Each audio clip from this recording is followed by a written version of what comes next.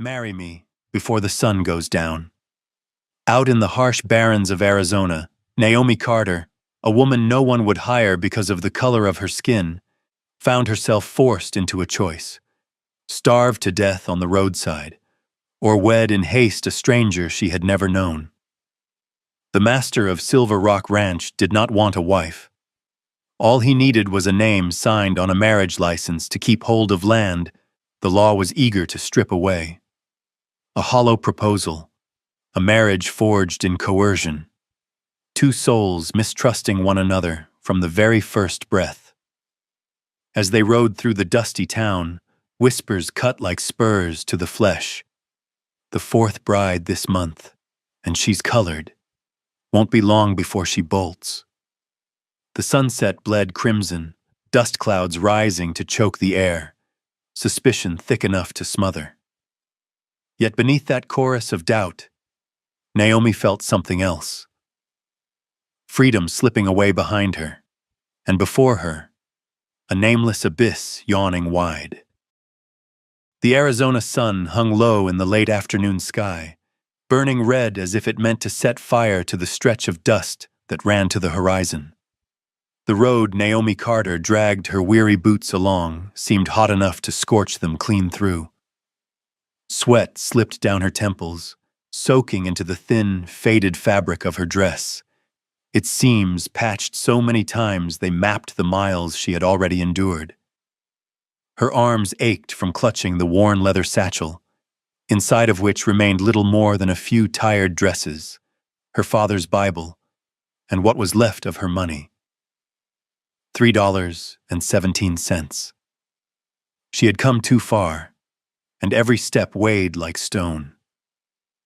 From Georgia to Philadelphia, then westward by train, Naomi had weathered every scornful glance that followed her. Her father's death had stripped away the only family she had left, leaving behind debts that no amount of work could pay down. Creditors rapped at the door without mercy, while in the white neighborhoods the whispers spread faster than wind. Carter's girl has nothing left but debts, and still she dares to hold her head high as if she belongs among us. Naomi knew she could not stay. In her final days in Philadelphia, she went from diner to shopfront, begging for work. The answer came back the same, sharp and cold as a verdict. We don't hire colored women.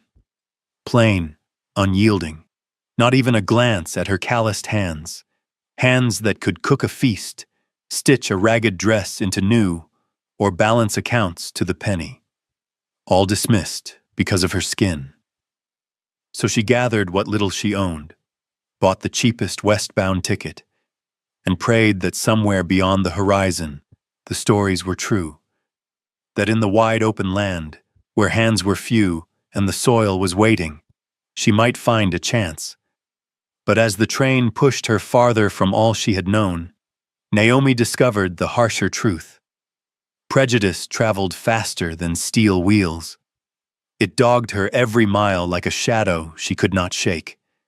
In every small town she passed through, the looks turned cold, the words repeated like a curse.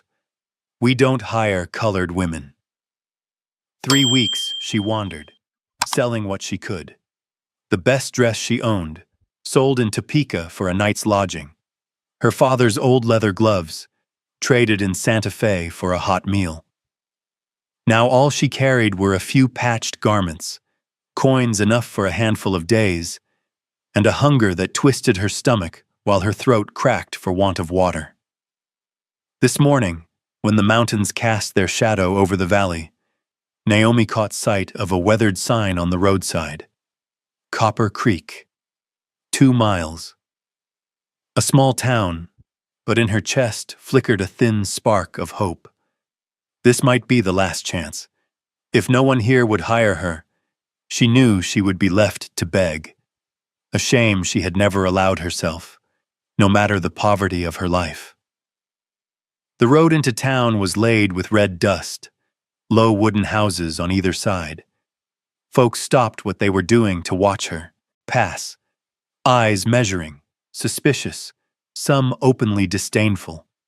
Children whispered. Men lounging at the saloon's doorway chuckled under their breath. Naomi kept her pace steady, her head high, though her insides quivered. Every gaze seemed to pass the same judgment.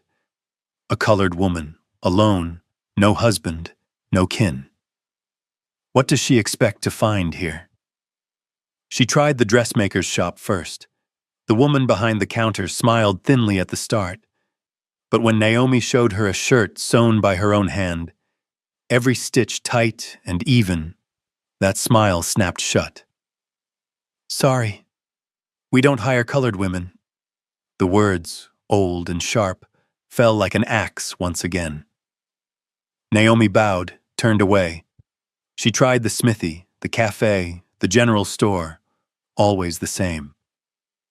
By noon, Naomi collapsed on the church steps, her legs numb, her belly hollow with hunger.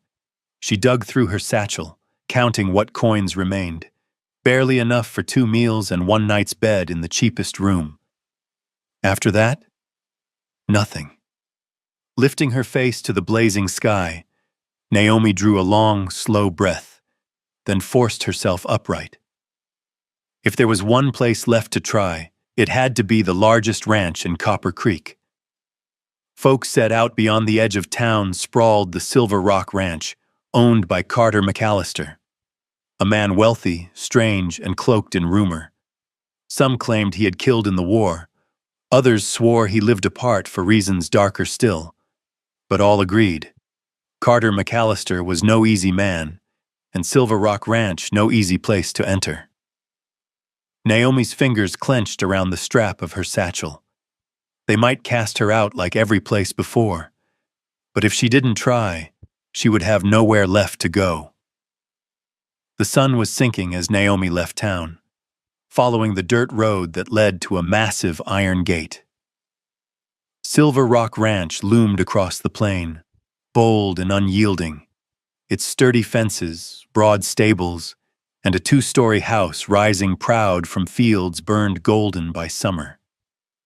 On the gate gleamed the family mark, a silver stone cut with the jag of lightning.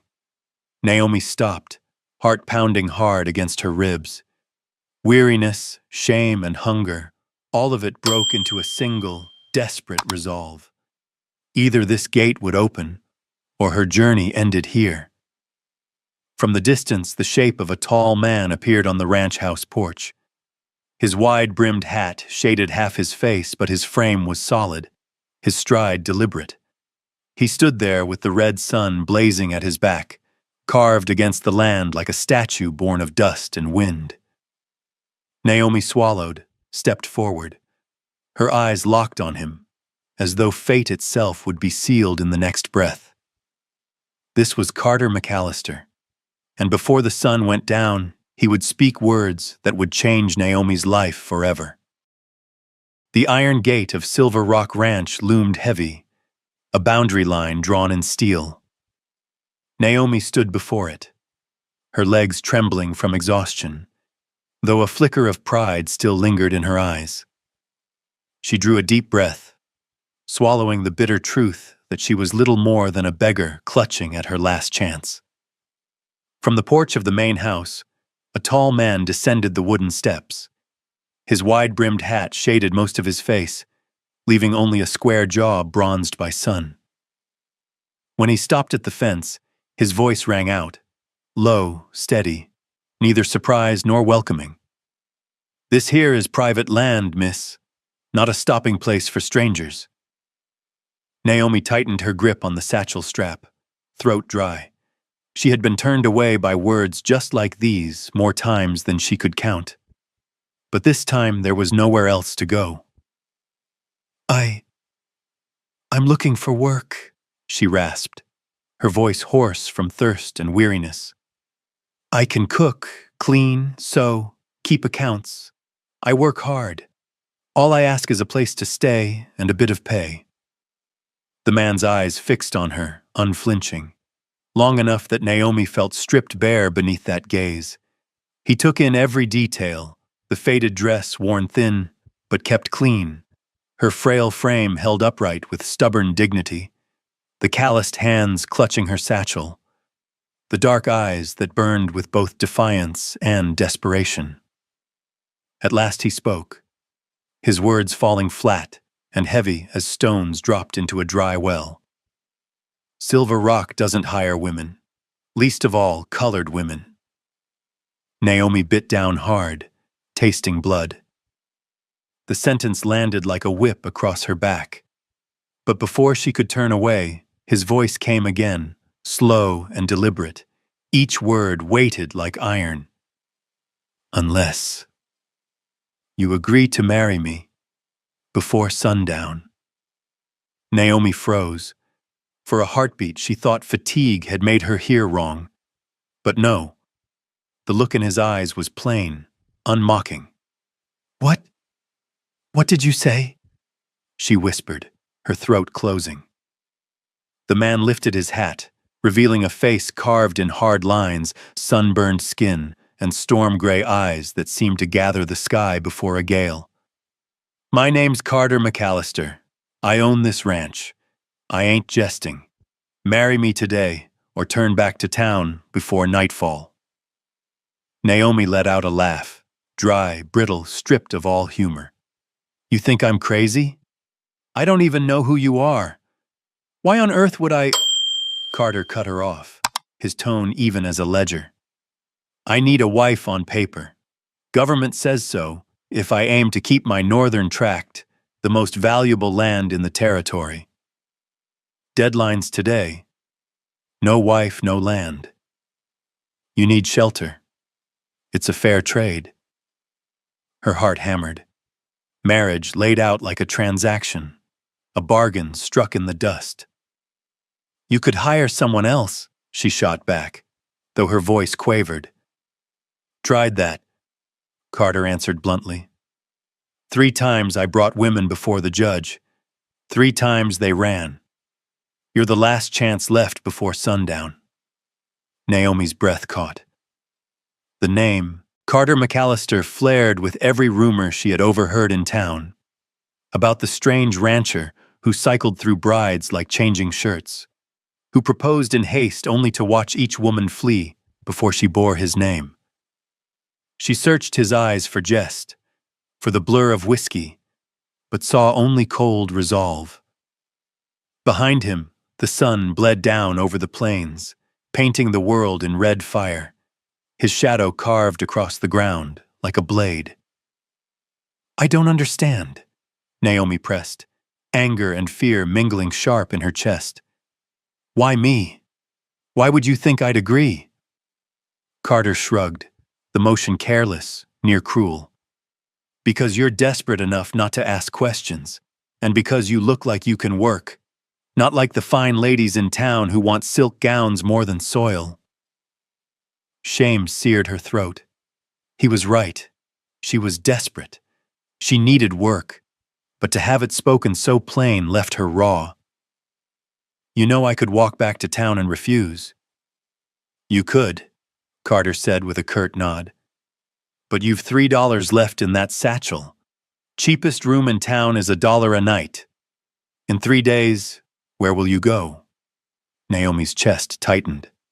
How did he know? How was it that every way out was sealed before she even chose a direction? He stepped closer, his voice lower, but no less steady. I don't promise love. Only a contract of marriage. You'll have shelter, work, food. I keep my land. Both of us gain. Decide. Sundown waits for no one. Naomi lifted her eyes to the sky. The sun was already sinking, its blood-red rim kissing the mountains. Memory came rushing, doors slammed in her face, cold refusals, nights spent hungry, and her father's voice, stern yet kind, echoing through the years. Child, sometimes in this life, you choose the lesser evil. Before her stood Carter McAllister, unyielding as the silver stone etched on his gate. He did not plead, did not threaten. He merely laid out the truth. Take it, or starve. Naomi clutched her satchel. the coins within pressing cold against her palm. Then she raised her head, her eyes glowing like embers.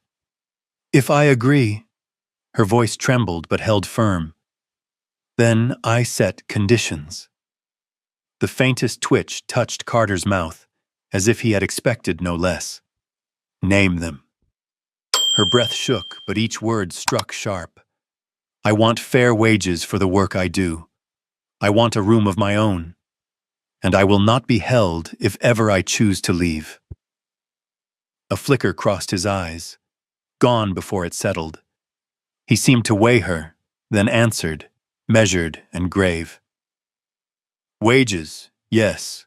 A room, yes. But marriage once bound is not so easily undone. I won't keep you against your will, but the law here treats a wife as a wife. Can you live with that?" Naomi's pulse thundered. One step across this line, and there would be no turning back. But the sun was falling fast. Without this, she was already lost. "Good," Carter said at last, as if closing a bargain struck. "Judge Wilson's in town today. If you're willing, we wed now. If not, this gate closes, for good." The wind of evening tore across the fence, whipping Naomi's tangled hair. She bit her lip till it bled, then slowly nodded. "I accept." Something flared in Carter's eyes, surprise more than triumph. Without another word, he spun on his heel, his voice clipped as iron. "Then come. Sun's near gone." Naomi followed, her steps heavy, her heart dragging like stone. Behind her, the day was dying. Within her, something had died with it. She had just agreed to the strangest proposal of her life, in the fiercest sunset she would ever know. And she understood, with dreadful clarity, that from this moment forward, her fate no longer belonged to her. Naomi stood frozen beneath the eaves of the barn, the echo of Carter's final words still ringing in her ears. Without a lawful wife to testify, he would lose the right to his ancestral land before the day was done. She lowered her gaze to her hands, thin and calloused, trembling faintly. $3.17 tucked in her pocket could not buy her a roof through the winter, nor stretch far enough to nourish hope of any kind of future. When she looked up, Carter was there. Tall, dust on his coat, his face carved in harsh lines that betrayed no hint of feeling. Only his gray-blue eyes, cold and unwavering, stood like a wall no force could breach. Naomi drew a long breath, swallowing fear. Her nod was so small it might have gone unseen, yet it carried the weight of a life sentence. Carter offered no reply.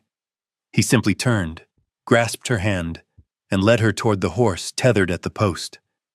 His palm was rough, warm, but to Naomi it felt like iron shackles. He lifted her into the saddle with brisk efficiency, then swung up before her. The horse snorted once and sprang into a gallop down the trail that wound out of the valley. The wind whipped her face, pulling strands of hair loose from her bun. Copper Creek opened before them in sweeping vistas, sun-scorched hills the color of brass, dust rising in the horse's wake, a narrow silver river flashing in the distance. Once, when she had still been a girl free to dream, Naomi might have thought the view looked like a painting of the West. But now, it felt more like a map leading her into a dead end. Carter did not turn his head once along the ride. Naomi could hear the steady heaviness of his breath, smell the sweat and leather, feel the invisible wall between them. No words were spoken. Only the rhythm of pounding hooves and the faint whine of windmills from ranches they passed filled the silence. When the horse carried them into town, a shiver ran through Naomi. Copper Creek bustled in the noonday sun. Hammers clanged at the smithy. Children chased each other past the general store, and the scent of fresh pies wafted from Martha's oven at the corner. Yet all of it seemed to falter the moment folks realized Carter McAllister was riding with a strange woman at his side. Whispers flared like hornets stirred from a nest. A merchant's wife dropped her basket of eggs, murmuring into her neighbor's ear. A drunk outside Dalton's saloon gave a wheezy laugh. Cowboys leaning against a porch post stared openly, one letting out a mocking whistle. Heat surged in Naomi's cheeks, and she longed to vanish into the dust. She heard a shrill voice pierce the air. "Another bride for McAllister!" Then another, lower, yet aimed to strike. Wonder how long this one lasts. Naomi's teeth clamped on her lip. Her heart pounded. This one. What did they mean by that? Why the sneers, the cruelty? She had only nodded yes less than an hour ago, yet this town already seemed to hold a whole story about the man she was to be bound to for life. Carter, meanwhile, rode unbothered, his broad shoulders held straight, his eyes fixed ahead. He urged the horse forward without a flicker at the ridicule. His indifference made Naomi both furious and unsettled. She felt like a lamb led through the market, while the man holding the rope offered no word of explanation.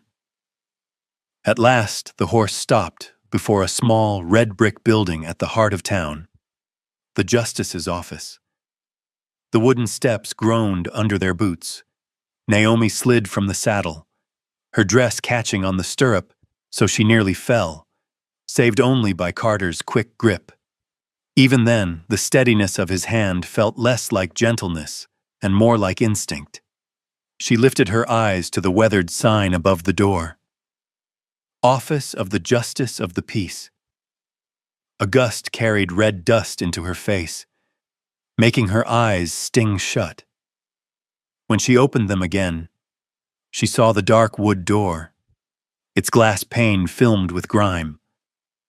Shadows moved inside.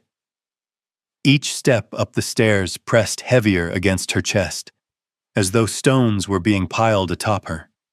She wanted to turn, to run, but the loose weight of coins in her pocket reminded her there was no road left, no roof, no mercy waiting elsewhere. The only choice was forward. Carter wasted no time. He pushed the door wide, hinges shrieking. A dim light spilled out, mixed with the smell of old paper and lamp oil. Naomi paused, clutching her skirt, palms slick with sweat. Then Carter looked back at her, not commanding, but his eyes made refusal impossible. Naomi drew a long breath. Her worn shoes scraped softly against the floorboards as she stepped inside. The door creaked shut behind them. The lamplight in the justice's office cast a dull glow across the dark wooden desk. Naomi froze at the threshold, her fingers entwined so tight her knuckles whitened. Before her lay the marriage license, spread flat, the quill resting across it like a hidden blade beneath cloth. Carter entered first. His boots struck the floorboards with a hammer's weight. Dry, decisive. He peeled off his gloves, set them neatly on the table's edge, and took his seat opposite the judge's high-backed chair. His face betrayed nothing, his shoulders unbowed. He sat there as though he had taken that chair many times before, the way a man mounts a saddle well worn to his shape. Judge Harlan lifted his eyes from a thick ledger. Adjusting the spectacles on his nose, he regarded Carter with the air of one both familiar and wearied.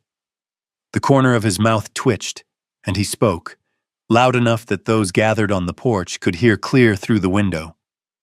"Again, McAllister? The fourth bride this month, planning to turn my office into a dress-fitting parlor?" The words fell heavy, like a coin dropped on cold stone. Naomi's chest tightened, her pulse stung sharp. She turned toward Carter, but he neither flinched nor answered. His gray eyes flickered for the briefest instant, before settling once more into flat steel. That silence made Naomi feel utterly alone. though he sat no more than a step away. Outside, voices swelled. A man coughed. A woman sniffed with pointed disdain.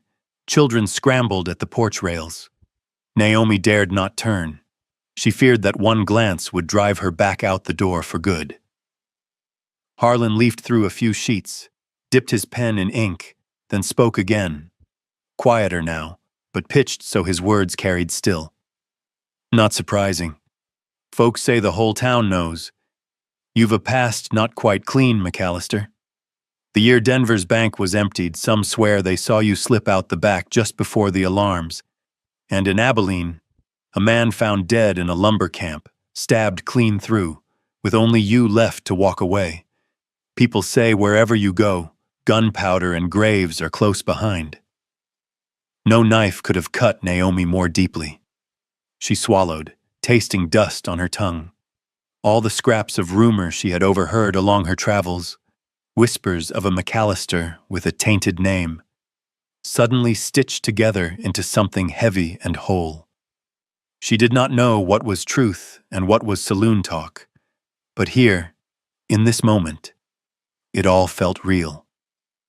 Carter remained silent. Only his right hand, resting on the desk, curled slightly, tendons standing out. His voice, when it came, was flat as still water. "Write it down, Harlan." Then silence again. Naomi's gaze dropped to the page. Her name waited there, a blank stretch of land yet to be claimed. She thought of her father's hand, dark, steady, honest, resting once on her shoulder. "Life will be hard, child, but harder still is to live it straight. When you sign, know what you are, binding yourself to." The memory made the pen in her fingers twice as heavy. "Your name?" Harlan asked, his tone slipping into the monotone of routine, as if the rumors he'd spoken were merely seasoning for a dull afternoon.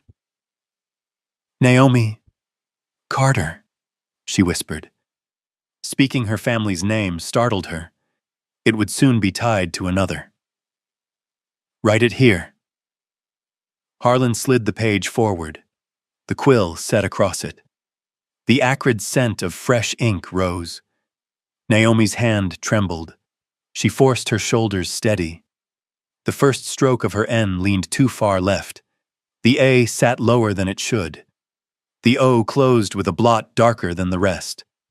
An ordinary name, but on the page it looked like someone staggering out of the desert, head bowed, gasping for breath. She dared not lift her eyes. In her mind, escape routes flickered. Push through the door, slip down an alley, cling to the last freight train out. But what then with $3.17? Her whole life had been a series of doors slammed shut for one unchangeable reason: her skin. And now here was another door, open, but at the price of her whole life. Bargain or no, there was no other table to sit at. "Are you done?" Carter's voice asked. Not urging, not tender, just asking.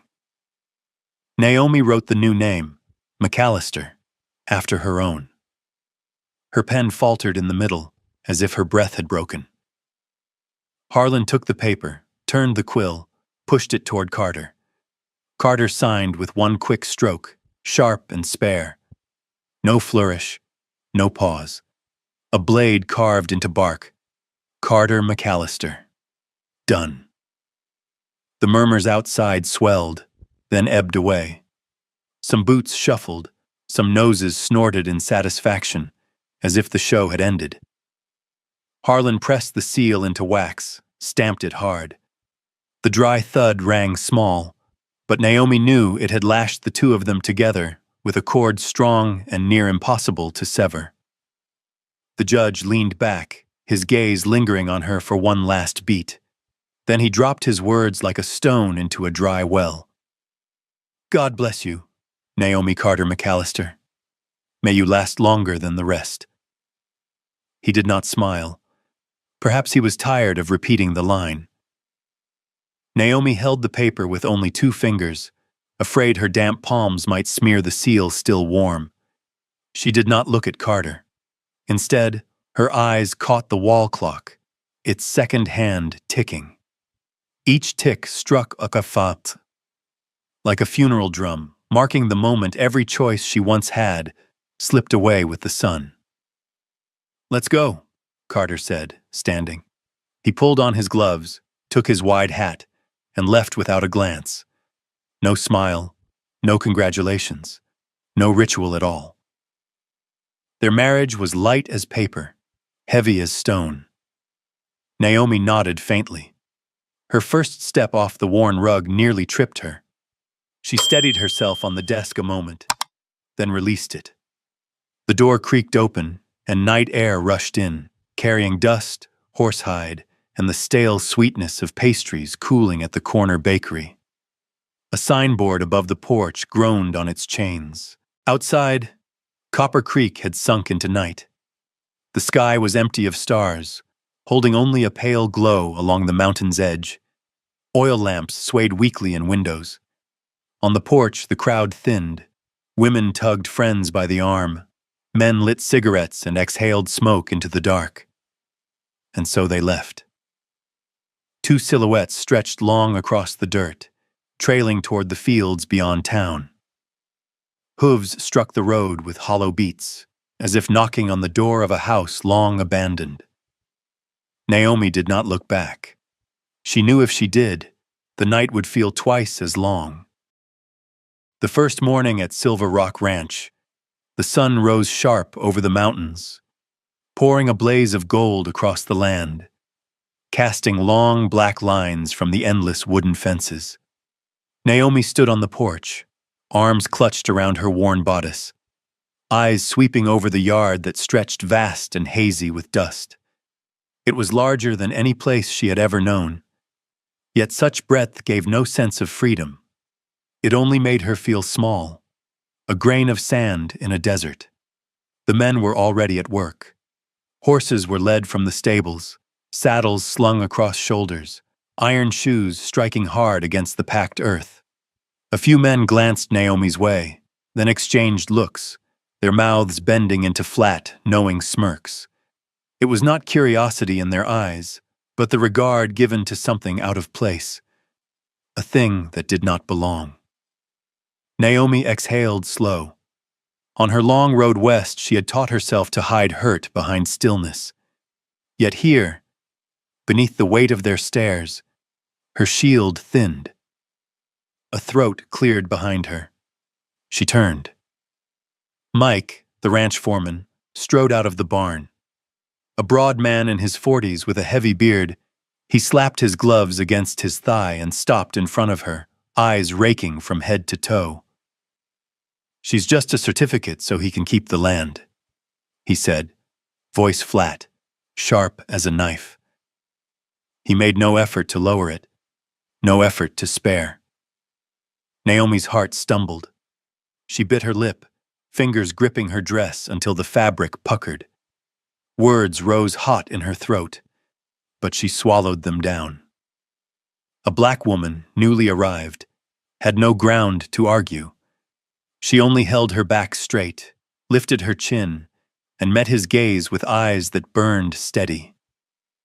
That was all she had left to defend her pride. Mike sniffed, cast her a look half sneer, half pity, and walked off. Laughter crackled from the yard, men chuckling as though he had voiced what they all believed. Each sound struck her chest like hammer nails. The kitchen door creaked open. Martha, the ranch housekeeper, stepped out in a dark brown dress, a wooden spoon still dusted with flour in hand. She scanned the yard, then fixed her gaze on Naomi. Unlike Mike, her look held no contempt, yet no welcome either. It was the look of someone seasoned, who understood, but would not be fool enough to interfere. Naomi inclined her head. Martha gave a small nod in return before moving on, silent. All morning Naomi wandered the ranch, searching for work to claim. Wherever she went, eyes followed. Wives and daughters of the ranch hands came by, giving her once-overs followed by murmurs traded in quick tones.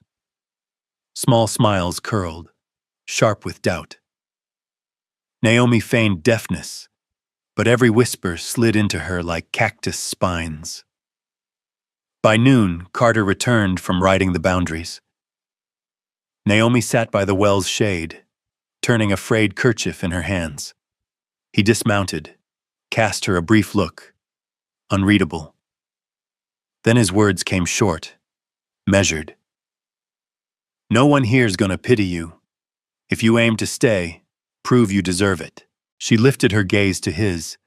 His words were no encouragement, no threat. They were a rule, cold as iron. Yet somehow they struck fire in her chest, stiffening her resolve. That afternoon, she stepped into the kitchen by choice. Martha's brows rose at the sight of her rolling up sleeves, plunging hands into flour, stoking fire, arranging jars neat on the shelves. The older woman stood nearby, silent, eyes weighing every move. "You can cook?" she asked at last, voice rasping. Naomi nodded. "I learned from my mother. She passed early. After that, I cooked for my father, and for the men at the mill." Martha said nothing, yet her eyes softened for a breath. She turned away, though her slight nod carried a sliver of acceptance. By evening, Naomi set a tray of warm cornbread on the long dining table in the main house. The men stared, some with smirks, some with grunts of disdain. Mike spoke plain, his words slicing through the room. "Picture that. A new wife but still a stranger at our table." Naomi heard, but did not answer. She laid the dish down, sat quietly at the far end, her eyes on her hands. Her heart still beat hard, but her fingers no longer trembled. She knew now, survival here would not come from words, but from silence worn as armor. That night, when the ranch had gone to sleep, Naomi sat alone by the glow of an oil lamp. She studied her hands, still scented faintly of flour, recalling the stares of the day. To them she was nothing but a slip of paper, a name inked to save a man's land. But she knew better. From her father's ledgers of debt, from the nights endured in Philadelphia, she had learned one truth. Worth was not what others named you, it was what you proved. Outside, the prairie wind tore across the fields, rattling the old house. Naomi pressed a hand to her chest and drew breath deep. She vowed she would not be trampled, not by Mike's scorn, not by the women's whispers.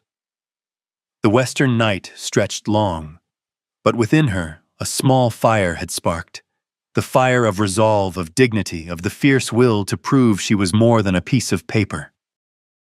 Naomi sat at the long kitchen table, lamplight spilling across the thick ledger spread open before her.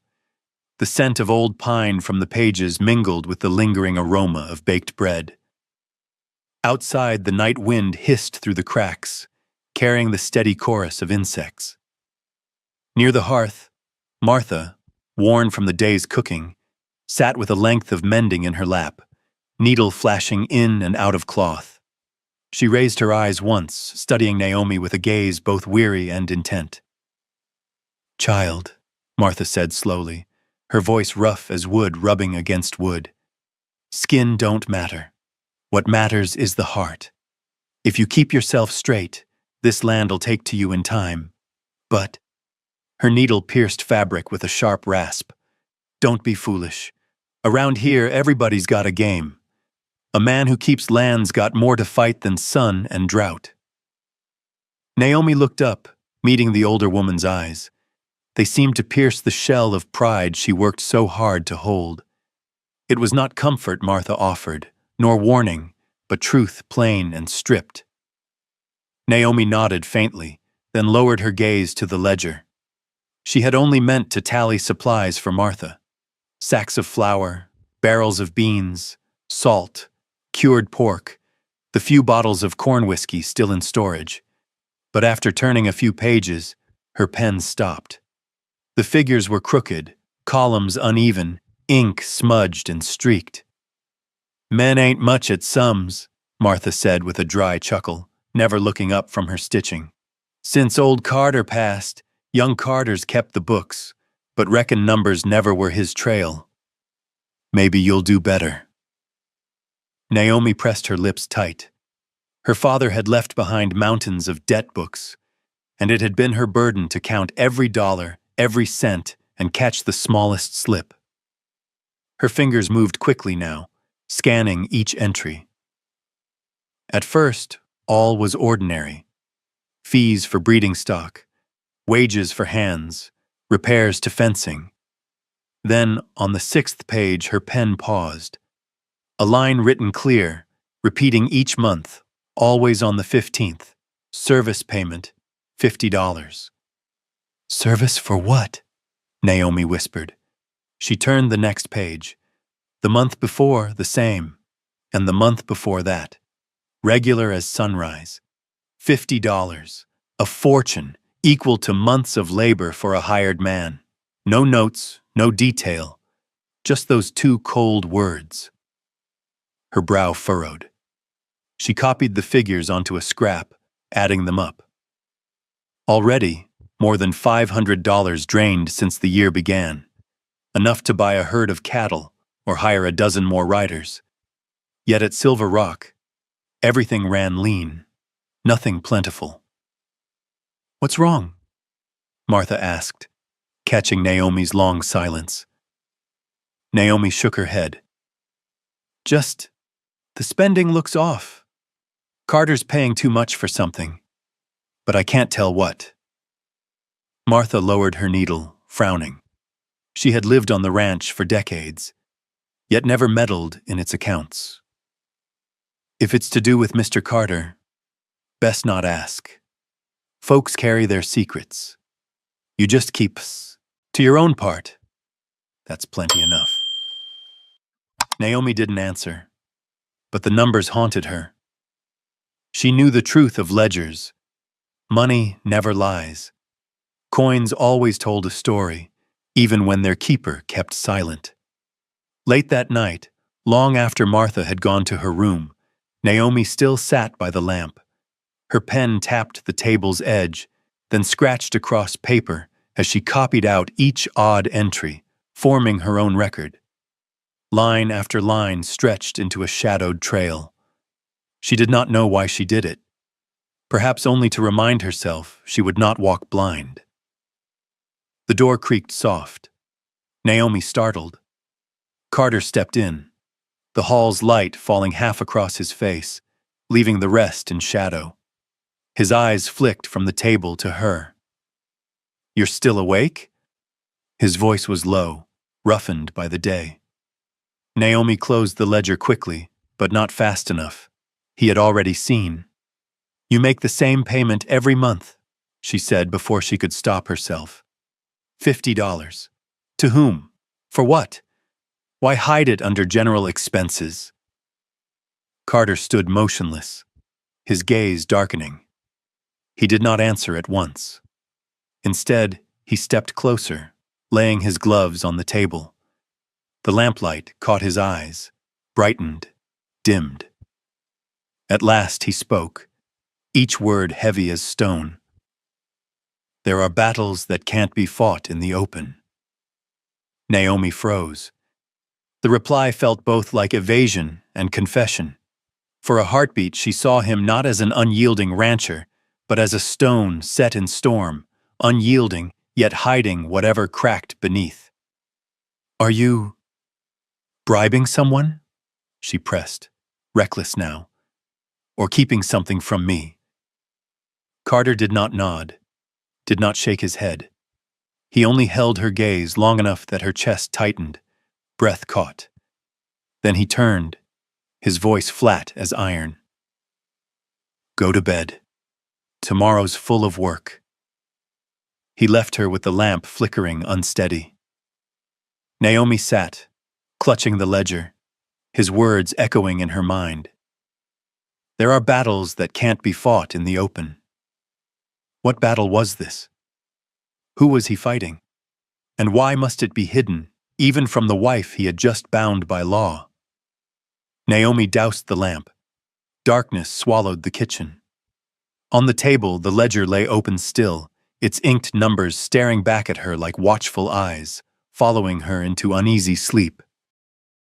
That morning, Naomi followed Carter out to the northern field, the stretch still in dispute, where no boundary post had ever been driven firm. The land spread wide, tall, dry grass brushing the hem of her skirt, whispering like old stories. In the distance, clumps of cactus stood crooked under the sun like weary soldiers left behind from a forgotten battle. Carter tied his horse beneath a withered birch, then hauled timber from the wagon. "We'll raise a cabin here," he said, short and certain. Naomi stood nearby, eyes lingering on the dark pine boards, resin still fresh in their grain. In that instant, she saw something different in him. Not the cold ranch master who hid behind blunt words, but a man working with a kind of reverence, as though each plank, each nail carried a memory he was trying to set back into place. Naomi rolled up her sleeves and stepped in to help. The wood burned her palms, splintered and rough, but she held firm. Carter glanced once, as if to stop her, then only gave a brief nod and let her work as she could. Together they lifted beams, set posts, raised the bare skeleton of a home. Each strike of the hammer drove into more than wood. It pressed deeper into the silence between them. By midday, they rested beside a narrow brook. Water sparkled under the glare of the sky. Carter drank, then fell quiet for a long while. At last he lowered the canteen, his eyes fixed on the mountains beyond. "When I was 12, he began, voice steady, "my father built a cabin right here. He said if we kept it standing, we'd keep the land." Naomi tilted her head, listening. Carter rarely spoke more than a few words. Now it was as if he were prying open a door long locked. He built it all with his own hands. Every log, every nail. My mother sewed curtains, laid quilts. I can still smell the cut pine, the first smoke in the chimney. He said this would be our home, a true beginning. His voice sank lower. He drew a slow breath before going on. But one night, the cabin burned. I'll never forget the fire. It was so red it swallowed the sky. Folks called it an accident, spilled candle, stray spark. But my father didn't believe it. He said someone wanted the land. And not long after, we lost the deed. Law said a man couldn't hold ground if the house upon it was nothing but ash. Naomi's chest tightened. She glanced at his hands braced on his knees, knuckles scarred, skin rough with old labor. He told the story without looking at her, his gaze caught in a blaze 2 decades gone. "My father never recovered," Carter said softly. "He carried the shame of losing it, and the pain of failing us. I remember his eyes that night, watching the house burn. It wasn't fear I saw. It was despair, like he'd lost himself." Naomi pressed her palms against her skirt to steady herself. There was restraint in his tone, a hardness that cut deeper than tears. Each word sounded carved out of him with a blade.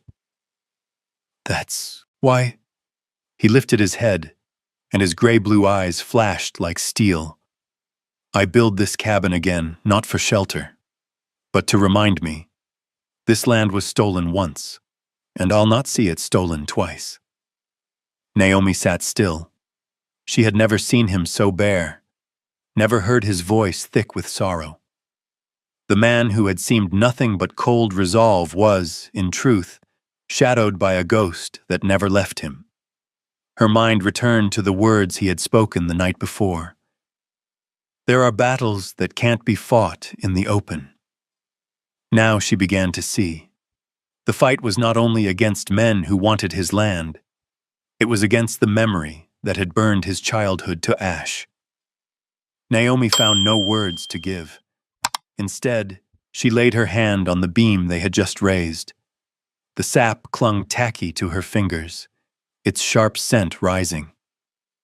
In that small gesture, she felt as though she touched the deepest wound in him, and strangely, it kept her from seeing him only as the man who had forced her hand. By the time they turned homeward, the evening light poured red across the prairie. Naomi walked slower, her gaze trailing back to the half-framed cabin. It was more than wood and nails. It was the scar Carter bore, and the key that unlocked the man within. For the first time, a thin spark glimmered in Naomi's heart. Perhaps beneath the frost and the dark rumors, Carter McAllister was still just a son, grieving, unhealed, fighting never to lose what his father lost. The road into Copper Creek churned with red dust, wagon wheels groaning over the hard-packed earth. Naomi sat beside Carter in the rattling buckboard, one hand clutching the brim of her bonnet against the wind. The town rose after the bend, rows of weathered wooden fronts, faded signs creaking in the heat, the air thick with horsehide and cigar smoke.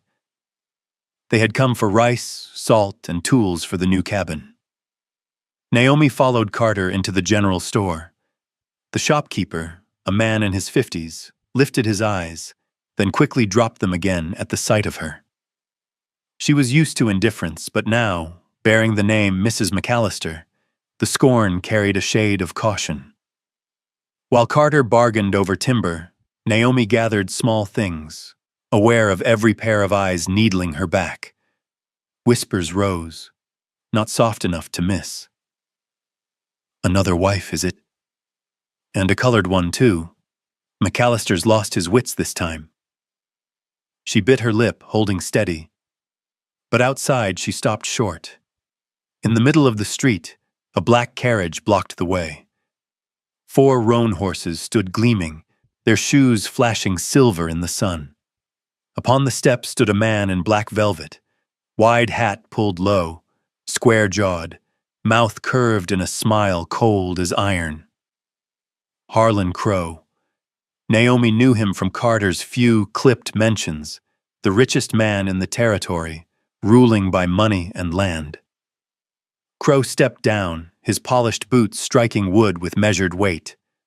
The crowd parted to let him through, yet none left. They lingered, hungry for the play. Crow's gaze fixed on Naomi, then slid to Carter. His smile widened to his eyes, but it carried no warmth. Well then, this must be Mrs. McAllister. Naomi swallowed hard. Crow drew closer, the stench of his smoke curling around him. He tipped his hat like a gentleman, but his words hissed through his teeth. I've heard plenty. How remarkable. McAllister finally found one fool enough to sign the paper instead of running off. Carter said nothing.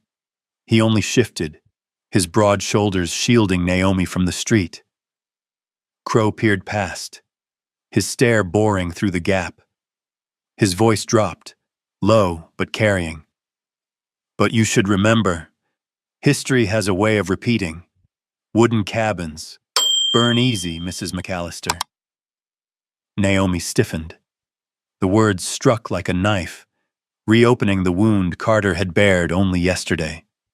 She felt her breath hitch, heavy. Crow's grin cut sharper.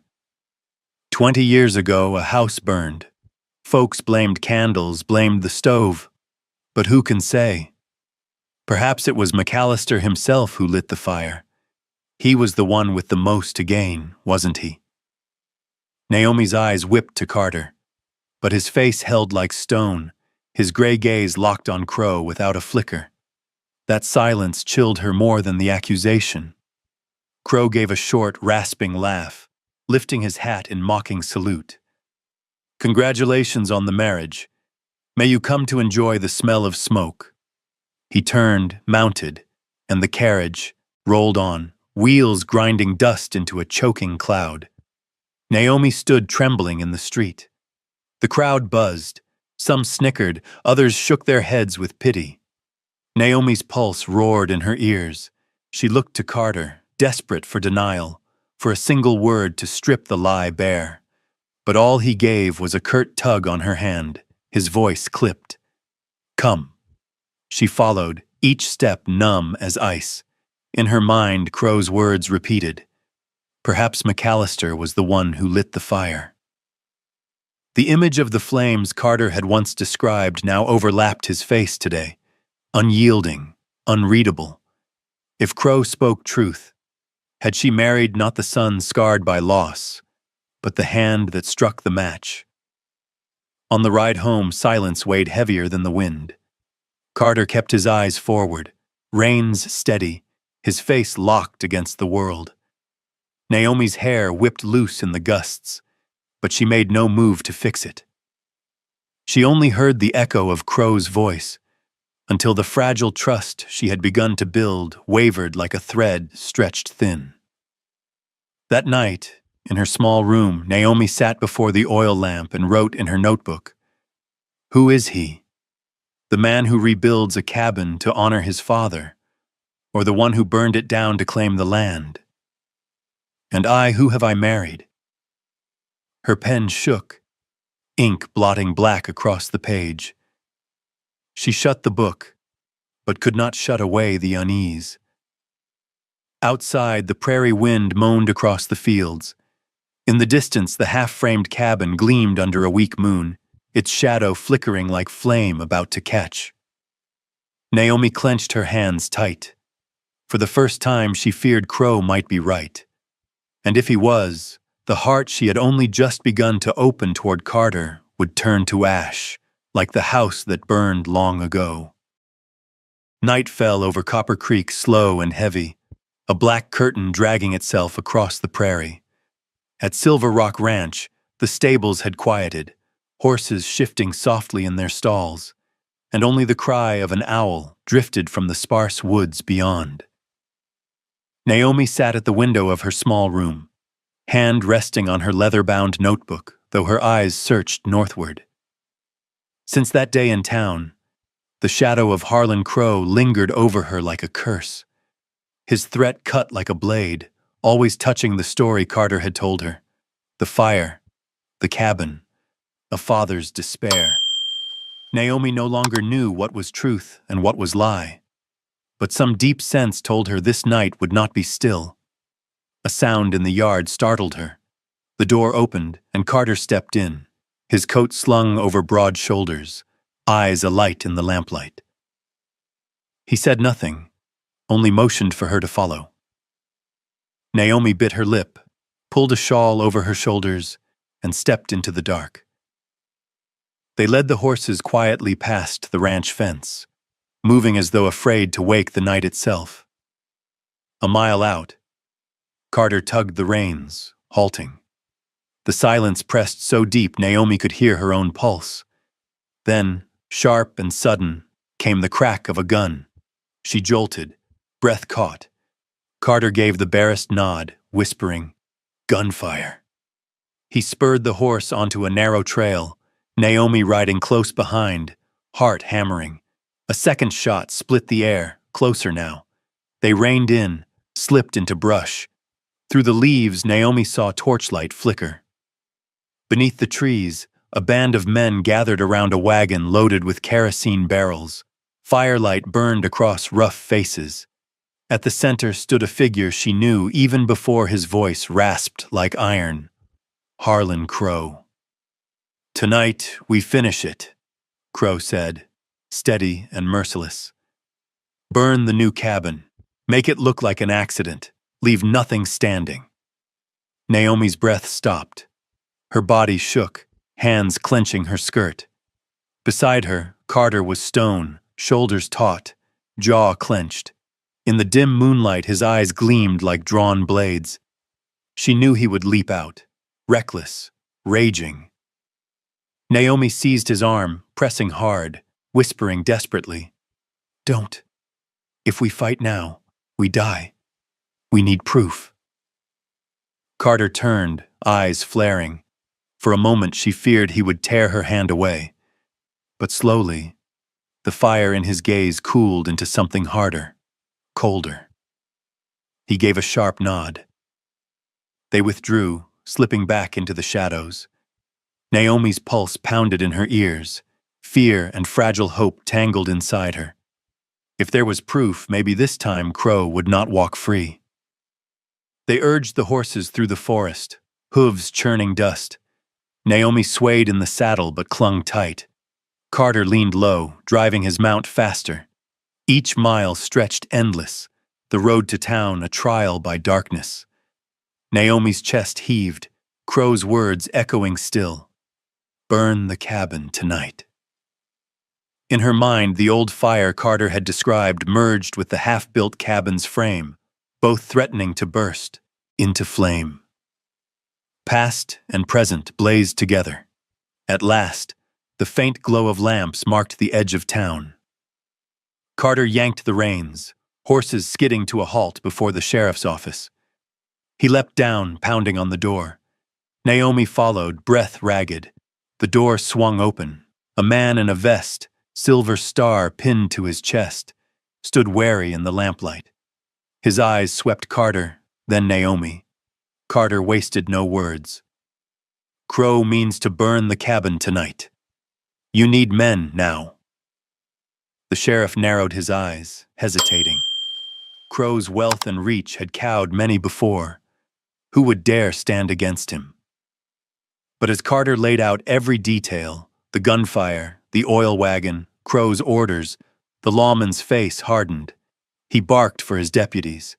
Naomi stood in the corner, heart pounding like war drums. She knew their lives now hung on whether these men believed. Within minutes, 7 riders rode with Carter and Naomi into the night. Torches flickered, swallowed by darkness. The prairie wind cut cold, but Naomi's blood burned with one thought. This time, Crow would be unmasked. They reached the cabin site before Crow's men set their plan aflame. The deputies fanned out, hiding in brush. Naomi crouched behind a tree, palms clammy, her heart battering her chest. Carter was near, eyes glinting like fire caught in steel. From afar came the rumble of wheels. Torches bobbed through the dark. Crow's men shouted, hauling barrels of kerosene. Crow's voice cut through. Pour it on the timbers. Quick now. By dawn, this cabin's nothing but ash. Naomi bit down on her lip until she tasted blood. Her whole body trembled. Carter tensed, coiled like a predator ready to strike. But before he moved, a shout tore the night apart. Stop where you are! You're under arrest! Gunfire exploded, sharp, blinding flashes splitting the dark.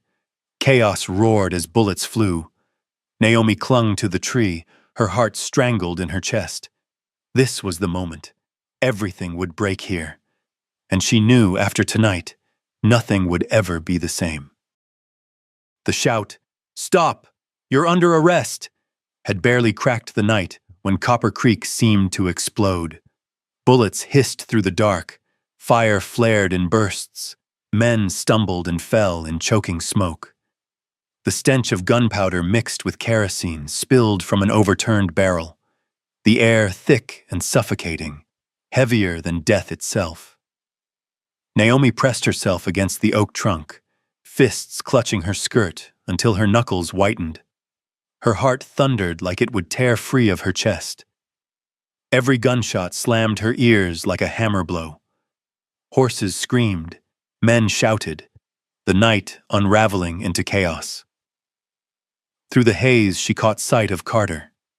He stood square before the cabin, revolver flashing, movements sharp and merciless. He did not yield an inch, his stance itself a wall against the fire Crow meant to unleash. A shadow lunged from the brush, firing.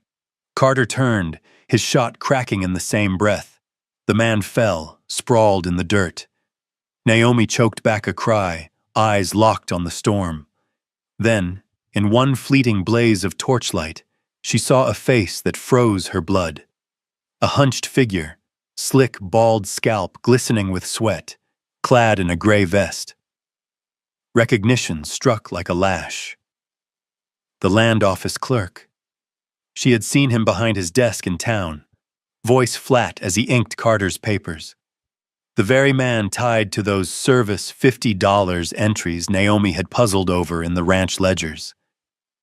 Now he wasn't shuffling papers. He was firing into the shadows where Carter's allies crouched. Her breath seized.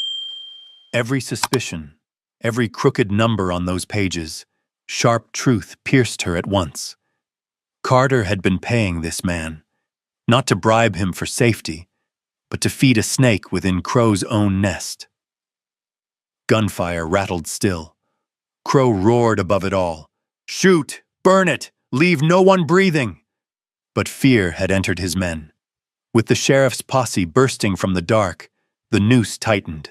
Some dropped weapons and fled into the trees. Others fell where they stood. Naomi saw the clerk, Kincaid, scramble, firing wild, trying to break free. Carter swung onto a horse, cutting off his path. A shot cracked past Carter's hat brim. He didn't return fire, only strode forward, eyes blazing. "Your game's finished, Kincaid." Carter's voice carried like iron. "I gave you rope enough to hang yourself. Tonight, every man here saw it." Naomi's knees weakened. Carter had known all along. He hadn't been cornered. He had let Kincaid gorge on Silver Rock's money, waiting for the moment to bare his fangs before the law. Kincaid's hand shook. His pistol barked one last time, the bullet sparking off a kerosene barrel. Flame burst skyward, devouring the dark. He screamed, dropped the gun, and was slammed to the ground by the sheriff's men, wrists bound tight. Crow bellowed, but the circle had closed. One henchman lay sprawled lifeless, another tossed down his revolver in surrender. The fight guttered out, leaving only smoke, and the acrid reek of burned oil. Naomi stumbled from cover, trembling. Her gaze found Carter, dust and smoke streaking his coat, eyes cold as ever. Yet beneath the ice she caught a glint.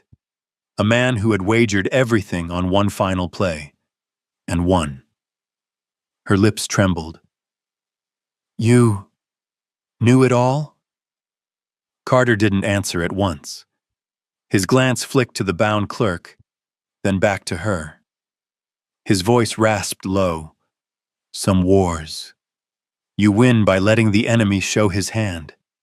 I didn't pay him to save my land, Naomi. I paid him to bring Crow down with him." Her eyes blurred. All the doubts, all the venom Crow had planted in her heart. Here the truth cut through. Carter had not hidden for greed, but for strategy. Every dollar, every silence had been bait.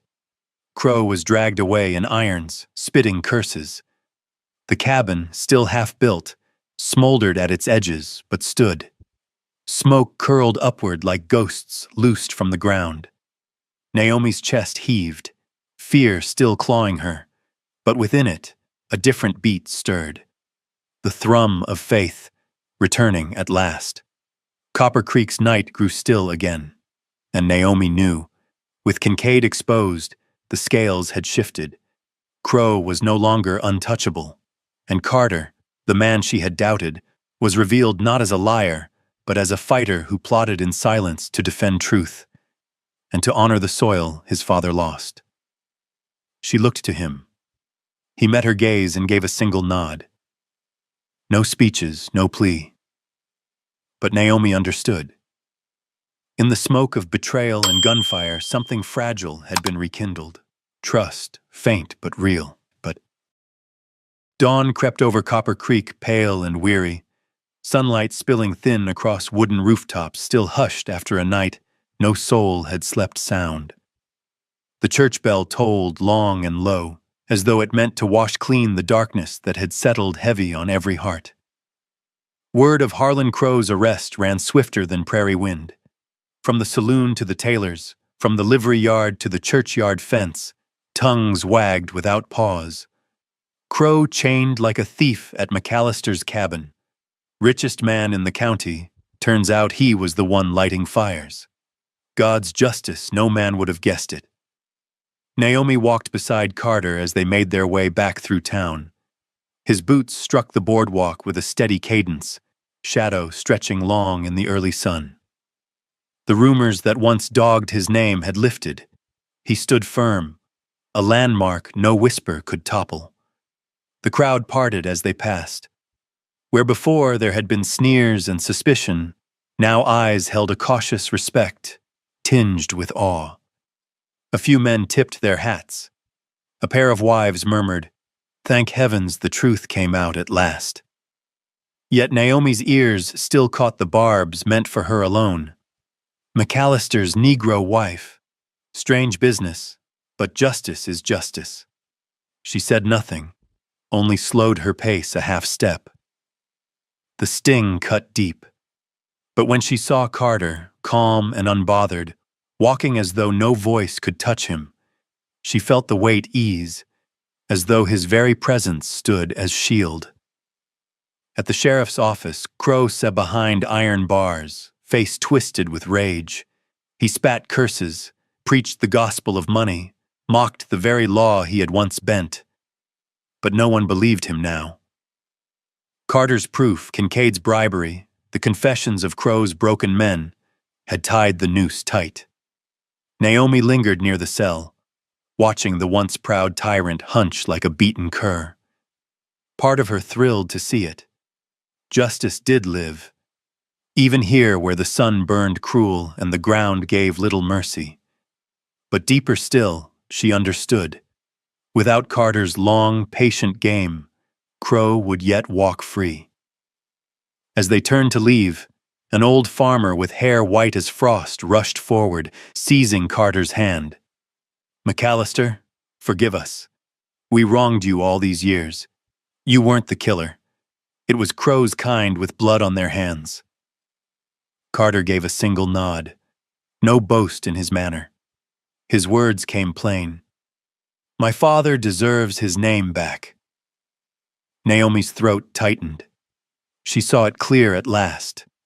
Every silence Carter bore, every hardness in him, was not for pride's sake. It was for his father, to scrape clean the stain of disgrace that death had left behind. By evening, they rode back to Silver Rock Ranch. The wind combed the fields, hawks cried high above. It was the same land Naomi had stepped upon, trembling, doubtful, and afraid. But now, in the burnished glow of late sun, she felt it stir as though calling her name, too. In the kitchen, old Martha met them with eyes gentler than before. "I knew it," she muttered, when she caught Naomi alone. "I knew he wasn't a wicked man. Only thing is, Carter's never known how to put it into words." Naomi turned toward the yard. Carter was there, leading his horse to water, his hand brushing its mane. His face, for once, was eased of shadows. Naomi's chest swelled, not because he'd bested Crow, but because, in that moment, he looked wholly human, scarred, stubborn, but bound fast to loyalty. That night, fire crackled soft in the hearth. Naomi and Carter sat across from each other, words scarce, the silence filled by the snap of burning wood and their shadows cast against timber walls. Carter set down his glass, eyes fixed on hers. "I know I forced your hand," he said, voice rough as gravel rolling downhill. "But without you, Naomi, I couldn't have carried this fight alone." She stilled. In his eyes, for the first time, no ice remained. Only truth, bare and steady. Warmth spread through her, easing a weight she had carried since the day she signed her name with shaking fingers. She had thought herself chained to a stranger's fate. Now she saw. Carter was no longer her jailer. He was her ally, her comrade against the ghosts that sought to burn them down. Naomi nodded slowly, lips parting. "I understand now." Carter didn't ask what she meant. He let the silence hold between them, and in that silence lay more than any vow. The night at Silver Rock stretched deep and dark, But in that small wooden room, Naomi knew truth had been laid bare. And with it, a new road opened before them, a road neither she nor Carter would have to walk alone. 5 years had passed since that night of fire and gunshots in Copper Creek. The Arizona plains still stretched endlessly, the sun pouring down over parched grasslands, the wind carrying with it the scent of dust and wild blossoms. Yet where once had been contested soil, where the ghosts of the past prowled restlessly, there now stood a sturdy log cabin, its porch draped with climbing vines, kitchen smoke curling gently into the evening sky. That cabin was no longer just a bulwark against invasion. It had become a home. In the yard, a child of mixed blood, soft curls, dark brown skin, eyes bright as the clearest sky, ran laughing, his tiny feet stamping trails into the red earth. His laughter mingled with the crowing of roosters and the distant whinny of horses, weaving the melody of a peaceful life. Naomi stood at the doorway, brushing flour from her dress.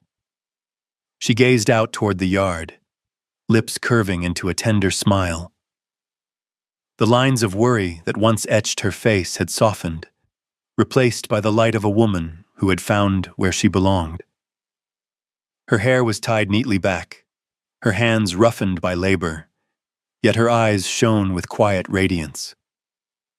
Carter stepped out from the stables, tall and broad, his rough spun shirt dusted with hay. Sweat glistened at his brow, but his face bore a rare calm. He lifted his gaze, met Naomi's eyes across the doorway, and in that instant the weariness of the day seemed to fall away. Naomi moved onto the porch and sat in a wooden chair. Carter came to her side, lowering himself beside her. Between them, no words were needed. The stillness of 5 long years spoke on their behalf. Together, they watched the boy circling the young apple tree newly planted behind the house. "He's growing so fast," Naomi murmured. "Like you," Carter replied, voice deep. "Stubborn, won't fall no matter how rough the ground." Naomi laughed softly, leaning her head against his shoulder. In her heart, memories surged, the hunger and fear at the ranch gates, the brazen proposal in the dying sun, the jeers and rumors, the nights when she wondered if her husband was a killer. All of it now seemed like a faraway dream, giving way to the warmth of the present. "Do you know?" Naomi whispered, her voice like the drifting wind. "All my life I was seen as an outcast. In Georgia, they cast me out. In Philadelphia, they turned me away. Along the western roads, every head shook no. But here," she paused, her eyes on their child. "Here, I belong." Carter did not answer right away. He turned, wrapped an arm around Naomi, drawing her close. His eyes burned with a steady flame, no longer cold as before. He spoke slowly, each word carved deep. "We didn't just keep the land. We kept each other." Naomi closed her eyes, letting tears fall. Not the bitter tears of one abandoned, but the tears of a woman who had finally found her harbor. The sunset spilled across the plains, staining the cabin's roof, crimson, setting it aglow like a flame that would never die. The child ran toward his parents, stumbled, fell, then rose again, his laughter ringing sharp against the silence. Naomi bent to gather him into her arms, while Carter laid a broad, protective hand over them both. There they stood, 3 shadows cast long across the burning red earth. Once a hasty proposal at sundown had bound Naomi into a false marriage. But 5 years later, beneath that same sunset glow, true love had taken root, simpler, steadier, stronger than any vow. The story closed in the blaze of twilight, yet opened onto another journey, one where Naomi was no longer a wanderer, Carter no longer a man branded by falsehood, and their child would grow not under the shadow of ghosts, but in the light of love. The tale of Naomi and Carter ends, yet its echo lingers, that even in a world steeped in prejudice, a soul may still find its rightful place. And if this story stirred your heart even for a moment, leave a comment, share your thoughts. Don't forget to like and subscribe, to follow me on other journeys. Quiet journeys, perhaps, yet strong enough to move all who have known loss and still choose love.